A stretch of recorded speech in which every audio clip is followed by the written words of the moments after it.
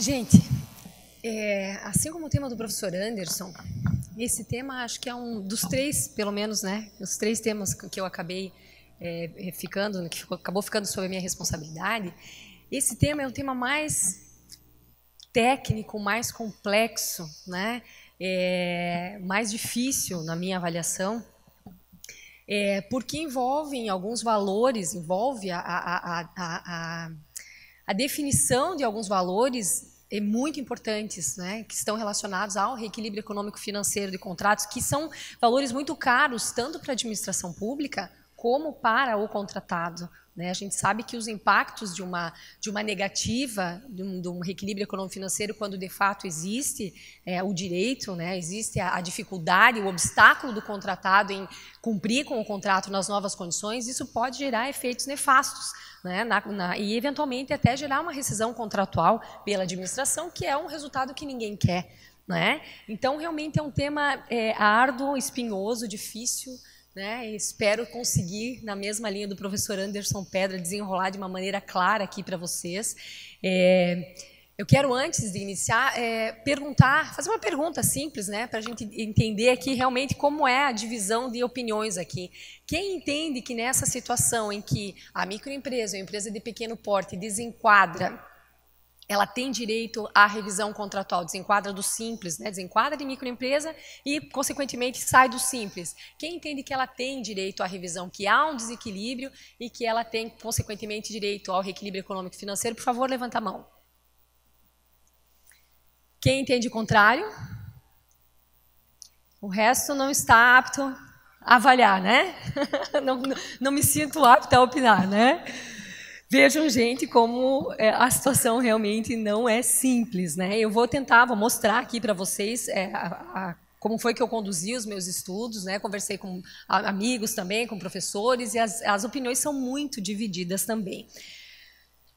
A grande culpa, na verdade, na minha opinião, é que esse nosso sistema ele é um pouco esquizofrênico, né?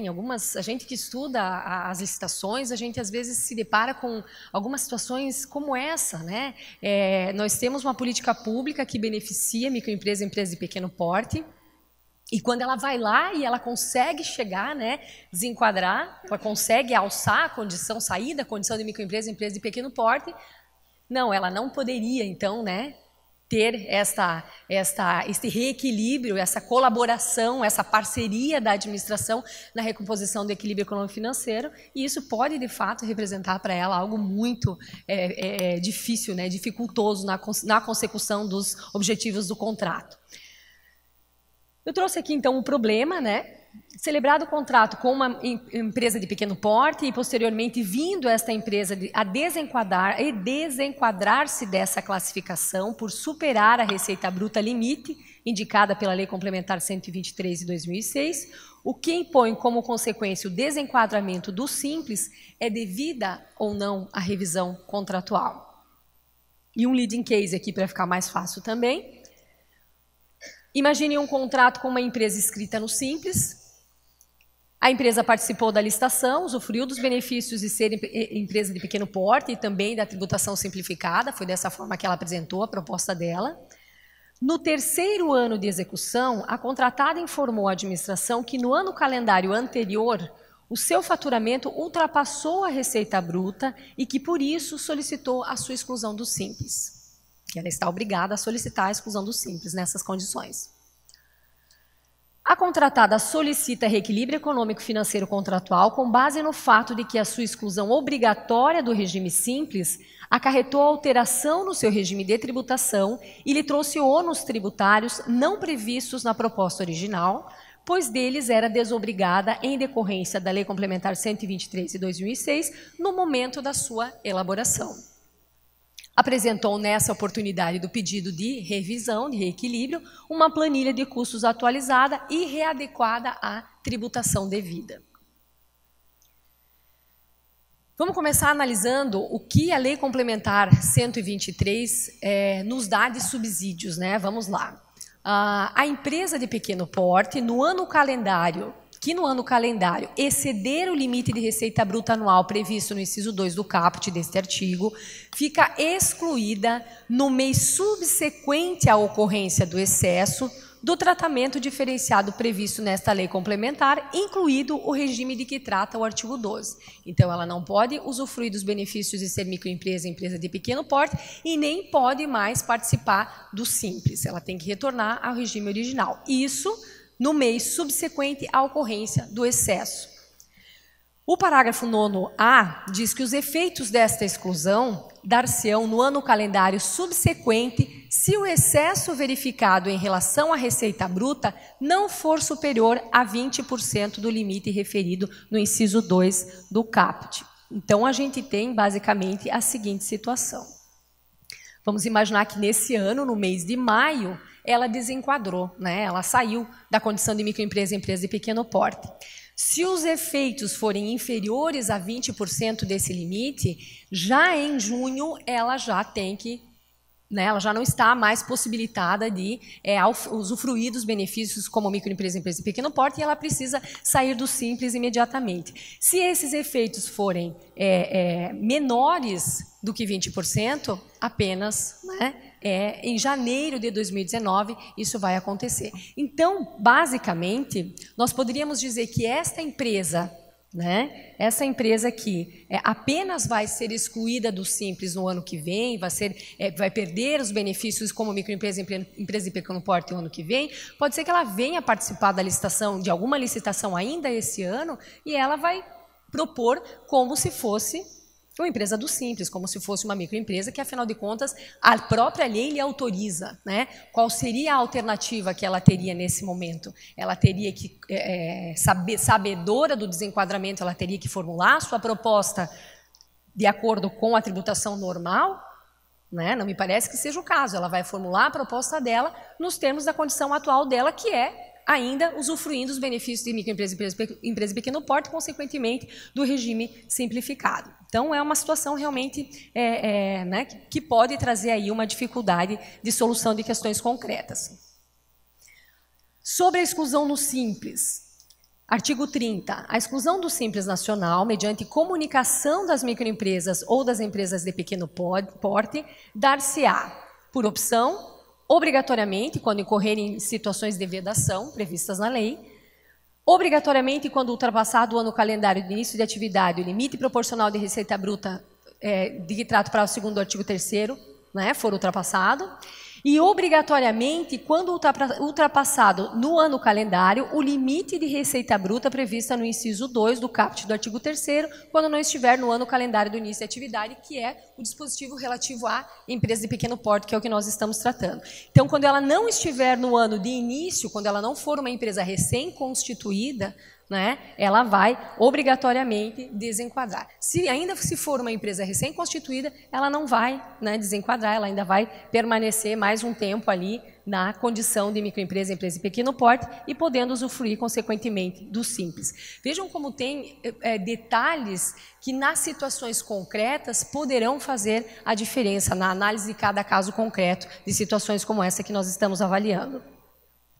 Ainda, as microempresas e empresas de pequeno porte optantes pelo Simples Nacional ficam dispensadas do pagamento das demais contribuições instituídas pela União, inclusive as contribuições para as entidades privadas de serviço social e de formação profissional vinculadas ao sistema sindical, de que trata o artigo 240 da Constituição Federal, e demais entidades do serviço social autônomo. Então, enquanto ela usufrui da condição de microempresa e ela está optando pelo regime simplificado, ela terá uma condição tributária favorecida, não é? Porque além de ela se submeter a alíquotas menores de tributação, ela não vai se submeter à tributação que está relacionada aqui no artigo 12 também. Então, é uma condição realmente muito diferenciada das empresas que estão em condições de empresas que não sejam microempresas e empresas de pequeno porte.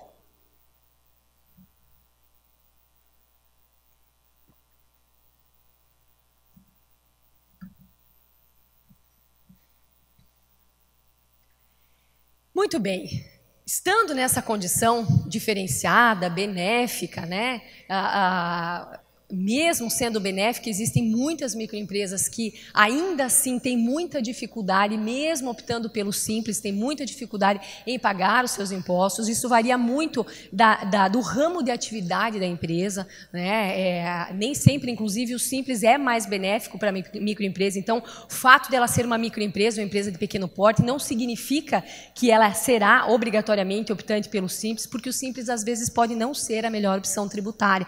Então, tem muitos senões e poréns aí que precisam ser avaliados. Mas vamos imaginar, então, que ela esteja nessa condição de simplificada, né, nessa condição mais benéfica, contrate com a administração e saia dessa condição mais benéfica porque ela conseguiu, né, finalmente, deixar a condição de microempresa ou empresa de pequeno porte, né? Pensaríamos imediatamente na questão da revisão contratual. É o que o contratado pensa, é o que a empresa pensa, né? Ora, eu apresentei a minha proposta com valores de acordo com o simples, não é? Então, agora, naturalmente, eu tenho direito à recomposição. Por quê? Porque o artigo 65 da Lei de Licitações me daria, né, esse suporte. O que diz o artigo 65, apenas para que a gente possa fazer, né, relembrar? Os contratos serão alterados por acordo entre as partes, então, para restabelecer a relação que as partes pactuaram inicialmente entre os encargos do contratado e a retribuição da administração para a justa remuneração da obra, serviço ou fornecimento, objetivando a manutenção do equilíbrio econômico-financeiro inicial do contrato, quando, na hipótese de sobrevirem fatos imprevisíveis ou previsíveis, porém de consequências incalculáveis, retardadores ou impeditivos da execução do ajustado, ou ainda, em caso de força maior, caso fortuito ou fato do príncipe, configurando área econômica extraordinária e extracontratual. Começamos a divisar o problema, né? Será que a gente pode classificar essa situação de desenquadramento do simples como um fato do príncipe, um fato da administração, um fato imprevisível ou previsível de consequências incalculáveis? Na sequência, quaisquer tributos ou encargos legais criados, alterados ou extintos, bem como a superveniência de disposições legais, quando ocorridas após a data da apresentação da proposta, de comprovada repercussão nos preços contratados, implicarão a revisão desses para mais ou para menos, conforme o caso. Se não enquadrado na imprevisibilidade, será que poderíamos considerar o desenquadramento do simples como uma alteração tributária, né? Que ocorrida após a apresentação da proposta poderia gerar a revisão contratual?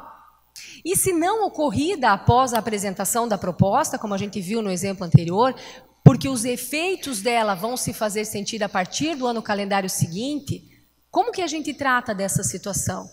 Né? Nós acabamos de ver que uma empresa pode desenquadrar, mas os efeitos do enquadramento vão ficar para o ano calendário seguinte. E se ela apresentou a proposta depois dessa condição, depois de ciente dessa condição, como é que vai ficar? Então, realmente, são muitas variáveis, né? Por que esse assunto é polêmico? Né? Porque a opção pelo simples é discricionária. Primeiro ponto. Né? Ela pode ou não optar pelo simples. Discricionária em termos, né, gente? É óbvio que, se for o regime de tratamento, o regime de tributário mais benéfico, a empresa vai optar.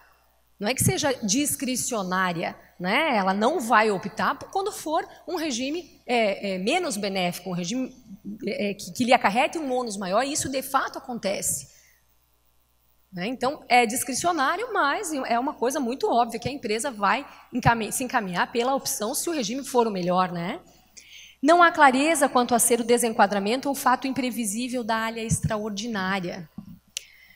Gente, tem tanta coisa que acontece no mundo, né, no ramo em que as empresas atuam, crises econômicas, empresas que quebram e, consequentemente, eventualmente, as que sobrevivem acabam ficando em melhor condição, porque acabam, né, quando menos concorrente, melhor.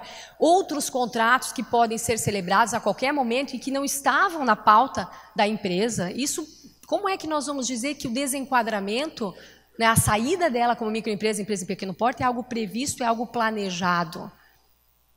Me parece bastante difícil a gente afirmar com clareza, né, com certeza que isso realmente, né, é algo que seja previsível.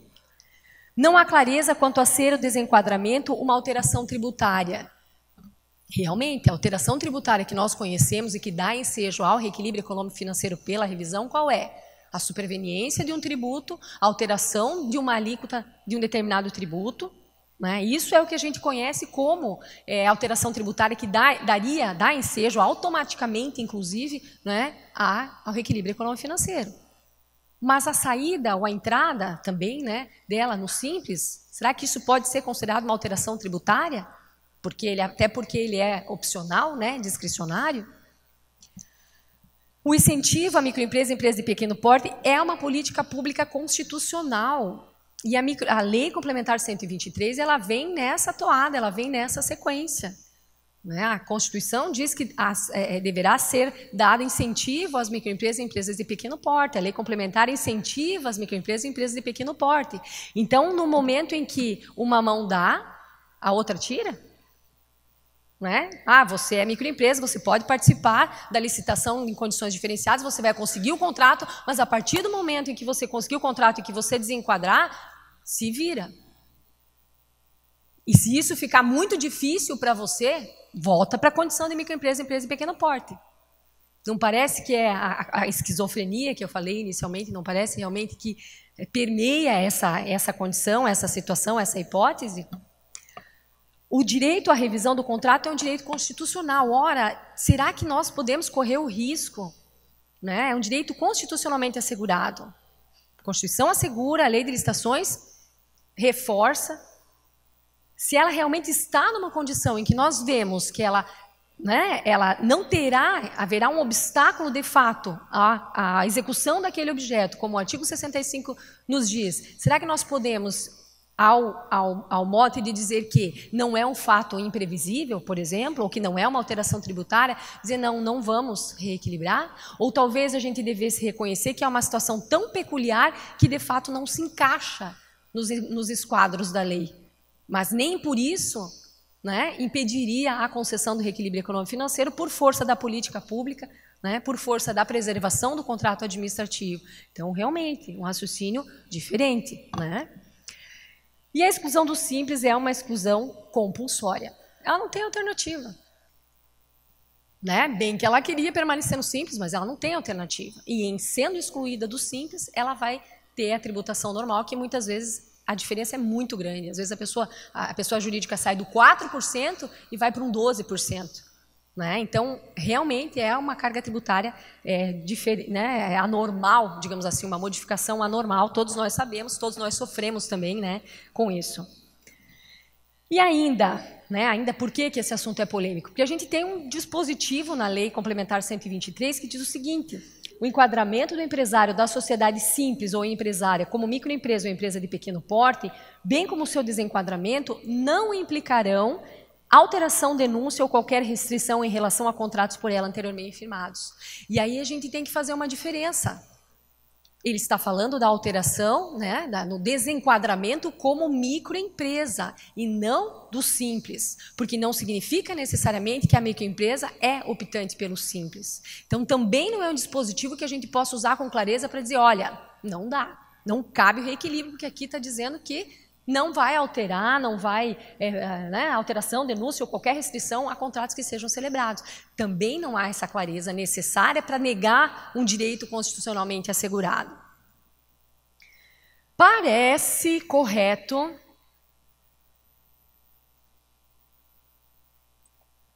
e aí a gente entra naquilo que o professor Anderson falou, né? Na beleza ou no horror do direito, né? Que é você encontrar uma posição que você seja mais simpático e aí você tentar defender, né, usar as armas que você tem, usar a legislação, usar as interpretações que as regras permitem, né, para tentar extrair a norma que seja adequada àquela posição que você acha que é a mais correta. Então, parece que, né, é correto nós entendermos que a compulsoriedade do desenquadramento poderia ser equiparada ao tal do fato do príncipe ou ao fato da administração. Né? Que são, normalmente a gente trabalha com normas, com leis que posteriormente vêm e afetam a condição jurídica e a condição de fato, a condição econômica da empresa. Né? Leis posteriores. Não seria uma lei posterior, mas é um fato decorrente de lei, né, que vem e que altera a condição dela obrigatoriamente. Não há como ela se furtar a essa situação. Que também seria correto nós pensarmos, né, que não é absurdo pensarmos, que pode haver imprevisibilidade no aumento da receita bruta, em alguns casos, em razão de circunstâncias concretas, que podem variar de caso a caso. Né? Eu citei no início a questão da crise econômica. Nós vivenciamos aí um período de muita crise econômica, muita empresa fechou e algumas sobreviveram. Essas que sobreviveram acabaram, né, captando contratos que aquelas que morreram deixaram. Houve um incremento do faturamento? Sim. Não é? É uma situação concreta que, como seria isso previsível? Né? Outros contratos administrativos que ela vem a celebrar, que não estavam na conta, não estavam na previsão dela, e de repente aparece um cliente e ela celebra o contrato, né? Não podemos generalizar. Se nós seguirmos nessa linha, né, que vocês estão percebendo que eu estou seguindo na linha da possibilidade do desenquadramento, embora isso realmente seja polêmico, e a gente vai ver que tem entendimentos no sentido de que não cabe, né? Se nós seguirmos nessa linha, nós teríamos que ainda refinar aqui o nosso raciocínio. Se o mero desenquadramento poderia gerar automaticamente o direito à revisão em qualquer caso. Pelo que eu tenho, da linha que eu tenho seguido até agora, me parece que não. Que a gente teria que realmente avaliar caso a caso, situação a situação, ela teria que demonstrar que sim, né, que ela teria direito por conta da situação que ela vivencia agora. Né? Me parece que é a situação mais lógica, mais cautelosa, para que nós nem cometamos injustiça, mas também não corramos o risco de conceder reequilíbrio em situação que não é reequilíbrio. Mas nós temos um entendimento do Tribunal de Contas da União, uma decisão, não é jurisprudência, né? Foi uma situação, uma determinada situação que o TCU decidiu, determinou o TRF da primeira região, para que excluísse do pagamento mensal devido à adjudicatária, enquanto essa permanecesse na condição de microempresa, os valores referentes às contribuições afetas às entidades do terceiro setor e restabelecesse o pagamento automaticamente caso a empresa viesse a perder essa condição supracitada. Então, é uma situação, né, em que o tribunal, aparentemente, me parece, criou uma situação genérica, aplicável a qualquer caso. Né? Não está analisando o caso concreto. Um parecer do Departamento de Consultoria da AGU, nos contratos administrativos, a inclusão ou a exclusão do simples, desde que ocorra após a data da apresentação da proposta e possua comprovada repercussão nos preços contratados, pode dar ensejo à revisão desses para mais ou para menos. Pode, né? Autoriza sim, mas temos que avaliar se realmente cabe. A alteração ora mencionada enquadra-se como reequilíbrio econômico e financeiro, podendo ocorrer independentemente da anualidade. É um parecer de 2012. A depender do caso, a administração deve não só retirar da planilha e reduzir do valor contratual os tributos não devidos pela empresa em razão do enquadramento no simples, mas também deverá reinseri-los, aumentando o valor contratual no caso de reenquadramento. Alguns cuidados nessas situações, né, que são apontados ali no próprio parecer.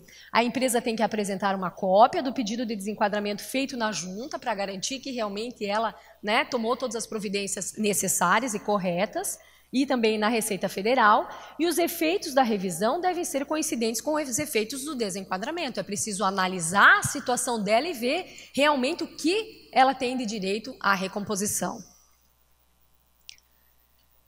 Ainda, nós temos uma orientação do TCU de 2006 que visa fixar a responsabilidade dela em relação ao pedido de revisão, para que a administração não tenha que conceder eventualmente um reequilíbrio em valores muito maiores, porque ela demorou para pedir a revisão. Né? Então, empresas optantes pelo Simples devem apresentar declaração de microempresa e empresa de pequeno porte a cada faturamento.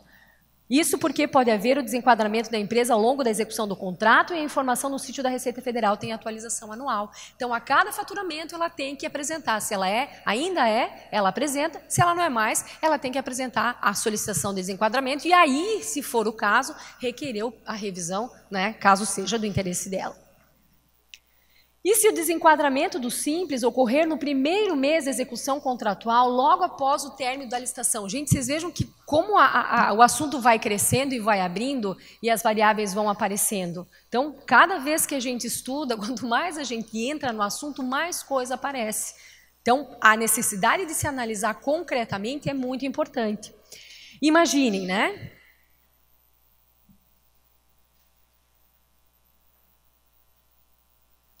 Imaginem que ela apresentou a proposta na condição de empresa do Simples, né, em agosto, celebrou o contrato em setembro, ainda sendo optante pelo Simples, e em outubro, como ela já desenquadrou, né, ela já não pode mais ser optante do Simples, no primeiro mês que ela vai executar o contrato, ela já pede a revisão. A primeira coisa que a gente vai falar vai ser, poxa, né, já quer revisão, nem bem contratou, já está querendo revisão.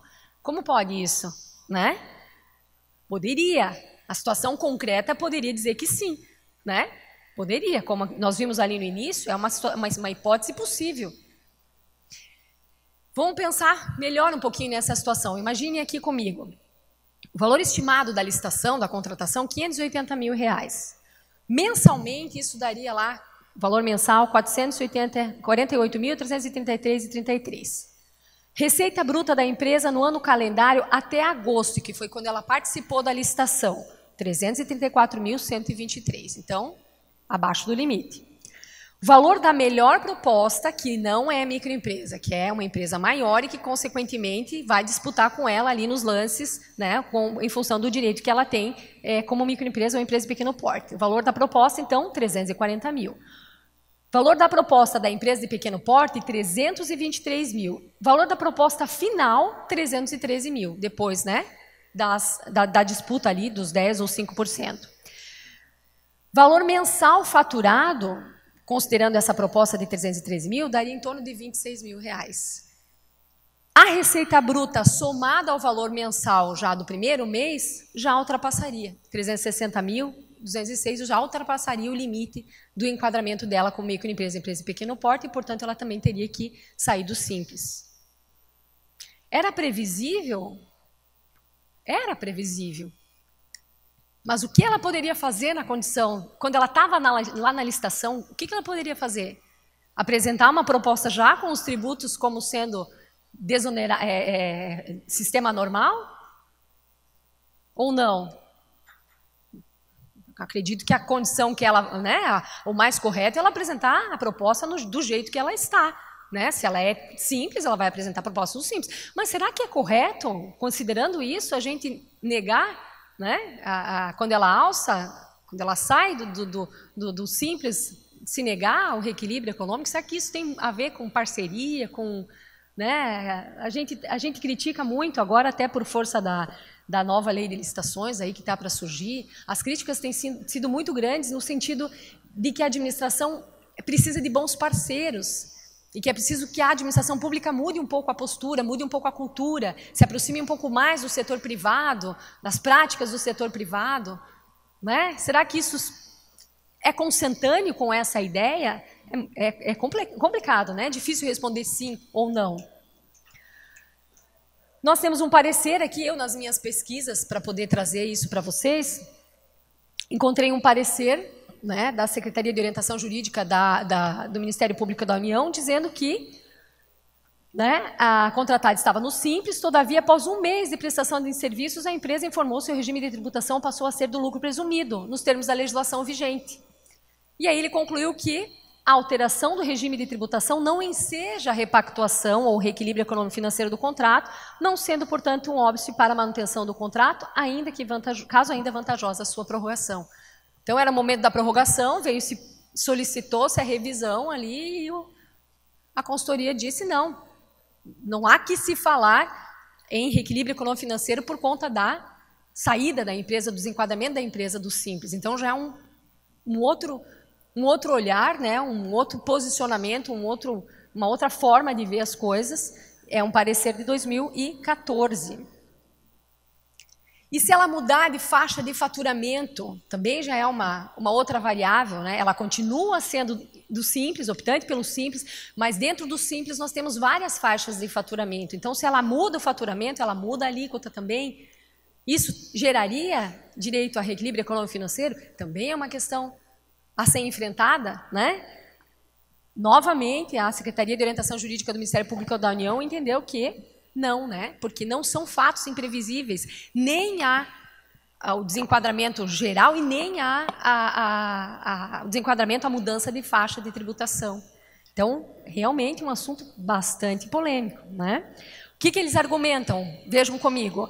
A previsibilidade da situação pode ser alcançada pelos meios que a contratada possui para aferir o valor que arrecadará com os contratos celebrados. Isto é, as alterações dessa espécie decorrem de fatores estritamente relacionados às áreas negociais ou ordinárias previsíveis. Ele está dizendo o seguinte, ó, você como empresa, você tem totais condições de gerenciar os seus contratos e saber, isso é área ordinária, não é uma área extraordinária. Vale enfatizar que fatos provenientes de área ordinária fazem parte do risco do negócio, ao qual todo empresário se submete ao assumir uma obrigação. Essa situação caracteriza o risco normal da atividade econômica desenvolvida pela empresa, que deve ser suportado pela contratada, uma vez que possui certa previsibilidade. Ai, ai, né? Certa previsibilidade não é previsibilidade, né? Desse modo, o simples aumento de despesa inerente à execução contratual não possibilita os contratantes recorrerem ao reequilíbrio econômico financeiro. Então, parecer de 2015, contrária à concessão do reequilíbrio econômico financeiro. Lembrando ainda, né, que não poderão recolher os impostos e contribuições na forma do Simples Nacional a microempresa ou empresa de pequeno porte que realize cessão ou locação de mão de obra. Então, as empresas podem participar das licitações, mas não podem ser microempresas, mas não podem usufruir do regime de tributação simplificada. Isso é algo que se verifica durante a licitação e, normalmente, no momento do contrato não temos esse problema, né? Mas é uma informação importante aqui para vocês. Empresas, contratos que envolvem cessão de mão de obra, a empresa não pode usufruir da tributação simplificada. No edital da AGU, os editais modelos que, né, a gente acaba usando, até por força da Instrução Normativa número 5, agora devem ser utilizados como modelo, né? Nós temos uma previsão bem clara nesse sentido, né? Considerando que a contratação de serviços terceirizados se enquadra no conceito de cessão de mão de obra, a ME ou EPP optante pelo Simples que venha a ser contratada está sujeita à retenção na fonte de tributos sociais em virtude de sua exclusão obrigatória. Então, ela pode ser microempresa, mas ela vai sofrer as retenções. Dentro de 90 dias após a assinatura do contrato, e aí sim importa a vocês como, né, gestores, fiscais de contrato, dentro de 90 dias após a assinatura do contrato, a microempresa ou empresa de pequeno porte deverá apresentar cópia dos ofícios com comprovantes de entrega e recebimento, comunicando a assinatura do contrato às respectivas secretarias federal, estadual, distrital, municipal. É uma obrigação que o gestor do contrato deve cobrar da empresa. Caso ela não efetue essa comunicação dentro do prazo, o próprio Ministério da Transparência, Fiscalização e Controle efetuará a comunicação à Secretaria da Receita Federal do Brasil para que efetue a exclusão de ofício. Meus amigos, então, né, vocês devem ter percebido que a minha tendência é conceder, é entender pela possibilidade de revisão, analisando a situação concreta. Então, caberia à empresa convencer a administração documentalmente, demonstrar cálculos, planilhas e tal, de que realmente a condição dela vai ser uma condição que vai impossibilitar, né, obstar ou dificultar, ou mesmo impossibilitar a execução do contrato nos termos originais. Me parece que é uma linha razoável e justa. Não obstante, a gente saiba que existam posições, vimos ali os pareceres, em sentido contrário, analisando a situação de uma maneira genérica, basicamente dizendo que não é fato imprevisível e que também não é alteração tributária. Tá? Eu vou, como eu não deixei mensagem nenhuma, ontem eu fiquei procurando uma mensagem e achei uma mensagem que realmente me parece que tem a ver com o tema que nós tratamos hoje, né? É um tema desafiador, é um tema que precisa de mentes que inovem, né? De pessoas que enfrentem problemas de uma forma diferente, né? Então, eu vou deixar para vocês aqui uma mensagem do Jean Piaget, que é um educador e também é um pensador, que diz o seguinte: a principal meta da educação é criar homens que sejam capazes de fazer coisas novas, não simplesmente repetir o que outras gerações já fizeram. Homens que sejam criadores, inventores, descobridores. A segunda meta da educação é formar mentes que estejam em condições de criticar, verificar e não aceitar tudo o que a elas se propõe. Então, meus amigos, sejam inventivos, né? Criadores, corajosos, porque vocês são as pessoas que têm totais condições de fazer a diferença e de promover as mudanças dentro da administração pública. Tá bom? Muito obrigada.